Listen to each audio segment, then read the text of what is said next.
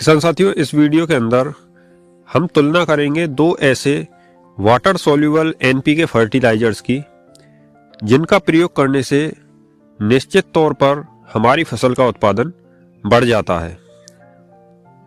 जिनमें पहला है एनपीके 0050, दूसरा है एनपीके 13045। साथ ही बात करेंगे कि किस परिस्थिति में कौन से एनपीके का प्रयोग हमें अपनी फसल के अंदर करना चाहिए। वीडियो शुरू करने से पहले एक रिक्वेस्ट है, अगर आपने हमारे चैनल को अभी तक सब्सक्राइब नहीं किया है तो चैनल को सब्सक्राइब अवश्य कर लें। साथियों, एनपीके 13045 और एनपीके 0050 दोनों ही पोटेशियम युक्त उर्वरक हैं। पोटास कई सारे कार्य फसल के अंदर करता है, जैसे जड़ों का विकास तो करता ही है, दूसरा पौधे को मजबूत भी बनाता है, जिससे पौधे के गिरने के चांस कम हो जाते हैं।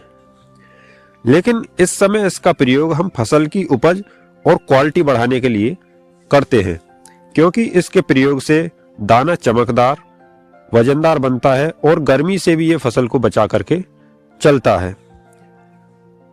साथ ही अदर जो न्यूट्रिएंट हैं उन्हें भी पत्तियों के माध्यम से बाली तक पहुंचाने में ये हेल्प करता है।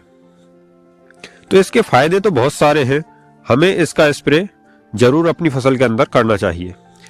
अब बात करते हैं एनपीके 13045 और 0050 में से किसे प्रयोग करने से ज्यादा लाभ हमें मिलेगा। तो एनपीके 13045 के अंदर नाइट्रोजन 13% और पोटास 45% होता है। इसे पोटेशियम नाइट्रेट के नाम से भी जाना जाता है। वहीं बात करें एनपीके 0050 की, तो इसमें पोटेशियम 50% होता है। इसके साथ साथ अलग से हमें सल्फर 17.5% भी मिल जाता है, क्योंकि इसके अंदर सल्फर भी होता है। ये आमतौर पर पोटेशियम सल्फेट के रूप में ही आता है। अब हमारी फसल में क्लोरोफिल की मात्रा कम हो, यानी फसल के अंदर हल्का पीलापन दिखाई दे रहा है, तो एनपीके 13045 का प्रयोग करना ज्यादा फायदेमंद रहता है, क्योंकि फसल में यूरिया हम बाली निकलने से काफी समय पहले प्रयोग करते हैं, जिसकी वजह से कभी कभी नाइट्रोजन की डेफिशिएंसी फसल में आ जाती है। तो इस स्थिति में हमें इसका प्रयोग करना है। वही एनपीके 0050 का प्रयोग आपको तब करना चाहिए जब फसल में नाइट्रोजन की कोई आवश्यकता ना हो।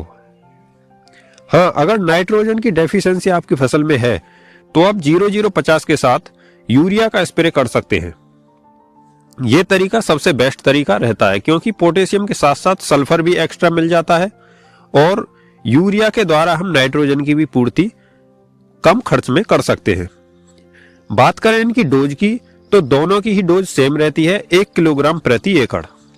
इससे ज्यादा आप इसका प्रयोग ना करें, क्योंकि पत्तियों पर बर्निंग का खतरा रहता है, जो कि इस समय पर ऐसा रिस्क हमें बिल्कुल भी नहीं लेना चाहिए।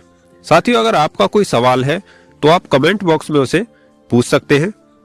वीडियो अगर पसंद आई हो तो वीडियो को लाइक अवश्य करना। धन्यवाद।